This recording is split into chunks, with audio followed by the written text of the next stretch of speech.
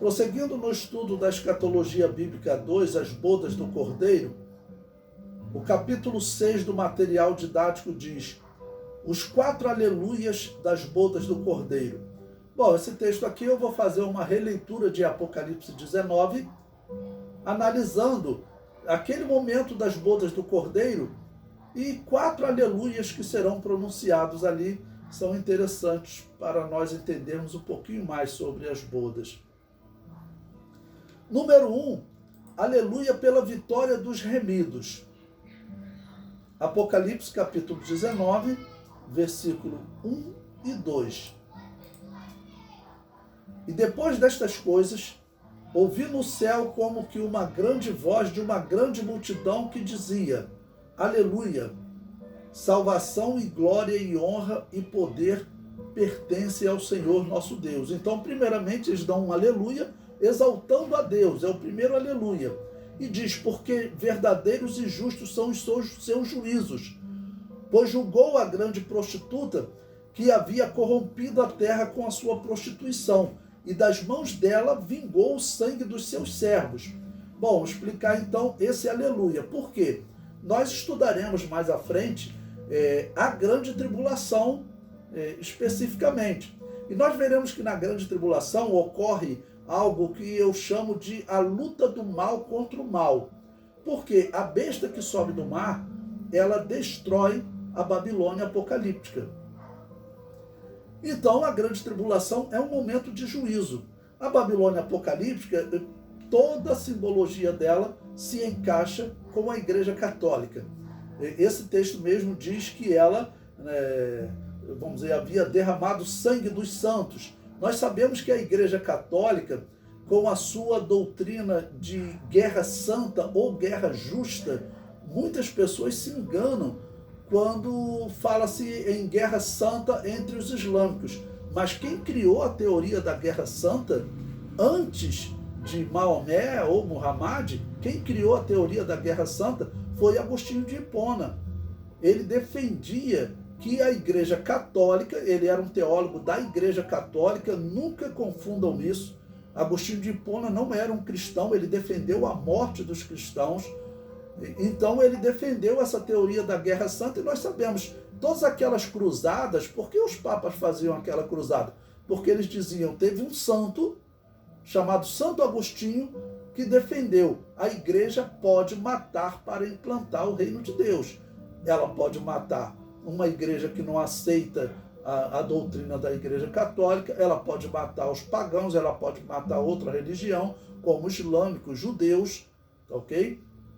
Então, ela derramou o sangue dos santos. É a única instituição também da qual nós podemos dizer que estava e que até hoje está assentada sobre os reis da terra. O Apocalipse ainda fala 3 coisas sobre a Babilônia apocalíptica. Ela está assentada sobre a besta que sobe do mar, ela está assentada sobre a besta que sobe da terra, e ela está assentada sobre muitas nações. Ou seja, ela domina o mundo todo. Qual a instituição que nós poderíamos aplicar isso nos últimos 500, 1.500 anos? Só a Igreja Católica que nós podemos aplicar essa simbologia. Então, esse aleluia, qual é a razão?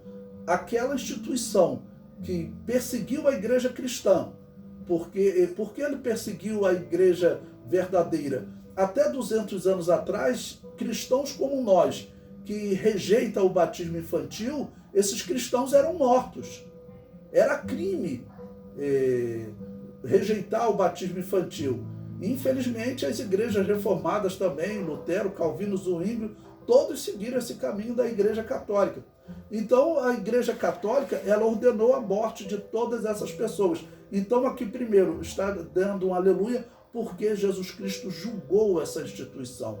Ou seja, ela será destruída pela besta que sobe do mar durante a grande tribulação, que é um poder político liderado pelo anticristo. Nós estudaremos com detalhes sobre esse tema. O comentário prossegue. Esse aleluia, como os outros, é dado no céu. E João disse ser como que uma grande voz de uma grande multidão, ou seja, era uma grande quantidade de pessoas exaltando. Como a igreja já foi arrebatada e já passou pelo tribunal de Cristo, certamente está fazendo parte desta grande multidão. Então, quem é que está dando esse aleluia?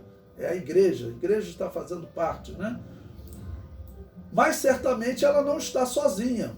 Um momento tão sublime como este, em que Cristo está para implantar seu reino na terra, deve reunir também os anjos. E além da igreja e dos anjos, certamente participa a criação, que, como já foi visto na introdução a esse estudo, geme em ardente expectação, esperando a manifestação dos filhos de Deus. Bom, esse texto de Romanos, capítulo 8, versículo 19 a 22, é interessante você ler depois com detalhe o que você tem nesse texto. O apóstolo Paulo, ele fala de toda a criação, desde as plantas até os animais, tudo sofre por causa do pecado do homem. E é verdade. É verdade porque lá no Gênesis, quando o homem pecou, Deus disse: maldita a terra por causa de vós. Então, realmente, a terra já não seria aquela mesma terra, né, que produzia bons frutos. Deus disse: olha, agora também ela vai te produzir espinhos e cardos, ou seja, uma árvore que não te produz sombra e que não te alimenta. Ou seja, o pecado, de alguma maneira, ele atingiu o planeta Terra.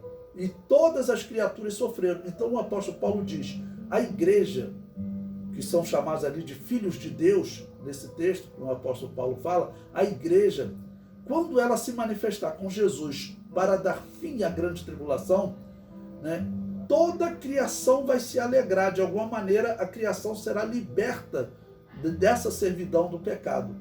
Por quê? Porque durante o milênio, a vida voltará a ser estendida, o homem ele viverá mais. Isaías capítulo 65 diz que o homem de 100 anos vai ter a saúde de um jovem de 18, 20 anos. Então a vida será estendida, ou seja, a criação será liberta pelos filhos de Deus, que se manifestarão quando? Exatamente nesse momento do fim da grande tribulação, nesse momento que Deus vem com a sua igreja para dar fim ao reino do anticristo. Então o comentário prossegue: a manifestação dos filhos de Deus, em Romanos 8, 19 a 22. E estes aleluias ocorrem exatamente antes da vinda de Cristo em glória, que é a manifestação dos filhos de Deus. Então o apóstolo João estava sendo revelado da alegria que a igreja, os anjos e toda a criação sente ao notar que está próximo o momento de Cristo estabelecer o seu reino. É claro que o apóstolo Paulo usa uma figura, né? A árvore não tem como se alegrar, nem os animais têm como se alegrar, eles não têm esse entendimento. Mas isso é uma figura em que você dá vida a seres inanimados, isso é comum na Bíblia, né? O comentário prossegue: o termo grego que se traduz por multidão é óslos. Este termo aparece 4 vezes no Apocalipse. Na primeira vez, refere-se a uma multidão de todas as tribos e povos e línguas que estavam diante do trono e que vinham da grande tribulação.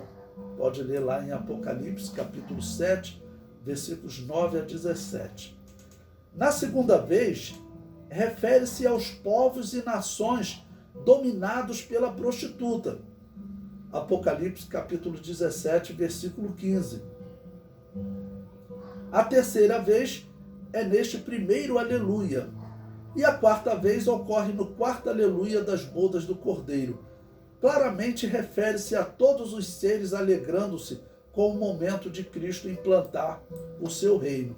Então, esse momento aqui, revelado em Apocalipse capítulo 19, esse é um momento futuro que ocorre durante a grande tribulação, ok? Então, é um momento que a igreja não passará, porque nós acreditamos que a igreja será arrebatada antes. O comentário prossegue: a grande voz aparece no primeiro e no quarto aleluia. Apocalipse 19, versículos 1 e 6. Na verdade, essa grande voz tem a função de despertar, alegrar e mostrar autoridade nos dias da grande tribulação, e todos reconhecerão isto. O Apocalipse começa com essa grande voz como de trombeta, está lá em Apocalipse 1:10, em que João ouve de trás dele uma voz, uma grande voz como de trombeta. A trombeta normalmente serve para anunciar o momento em que Deus fala com os homens, como nos exemplos abaixo.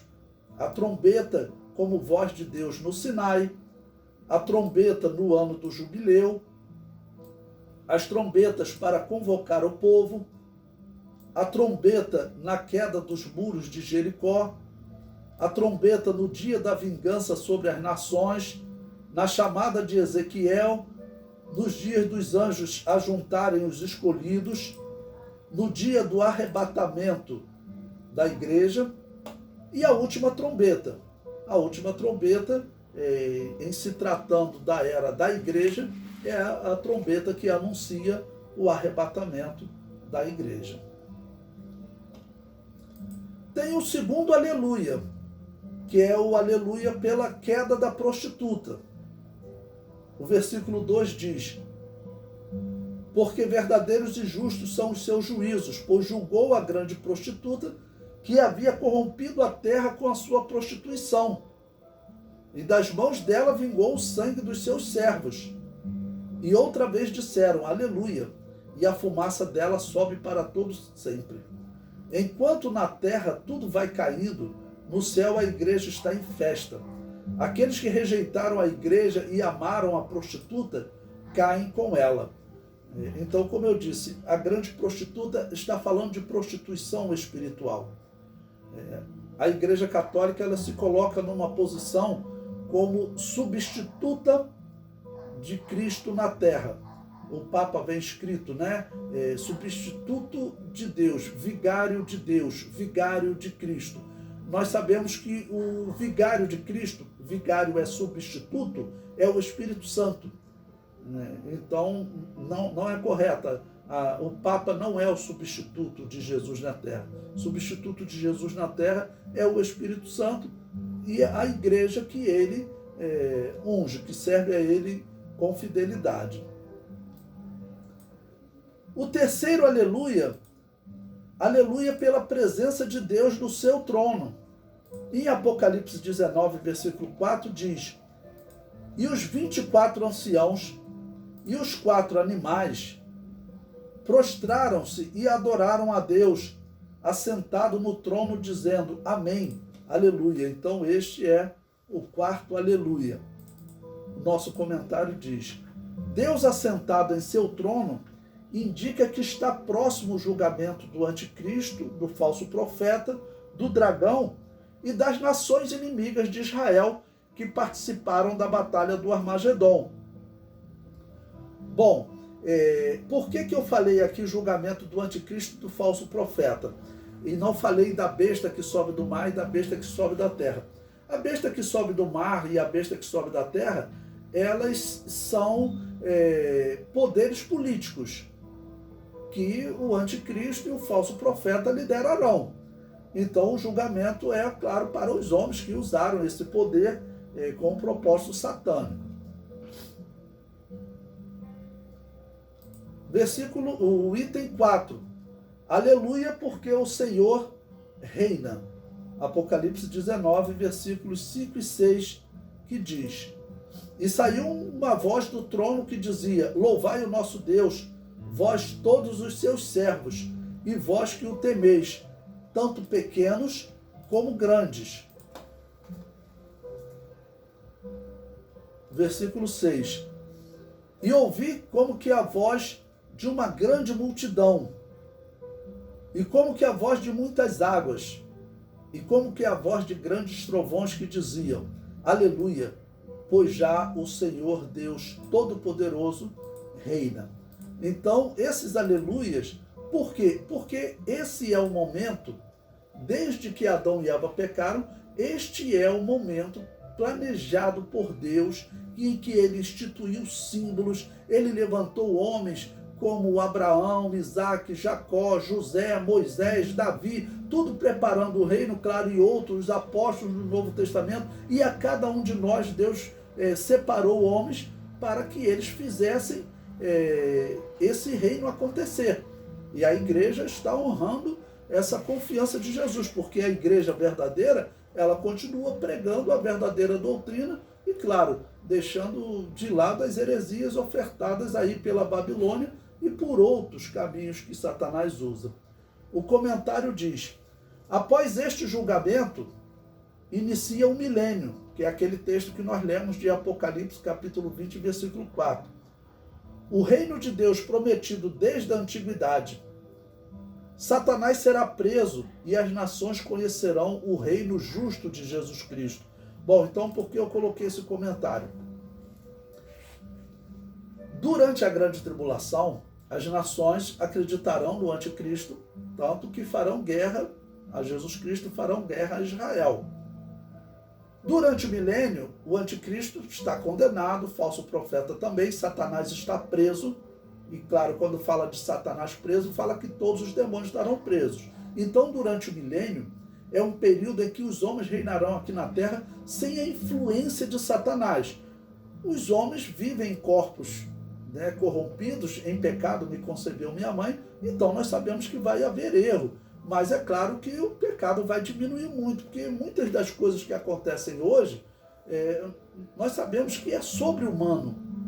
Nós temos casos de mães que matam os filhos, pais que matam os filhos, filho que mata os pais para ficar com herança. Essas e outras atrocidades, como nós temos visto psicopatas surgindo aí no Brasil, pessoas que tiram a vida do outro com uma frieza tão grande que eu acredito que não seja humano, que isso seja satânico. Ou seja, então, essa parte satânica, ela não vai existir durante o milênio.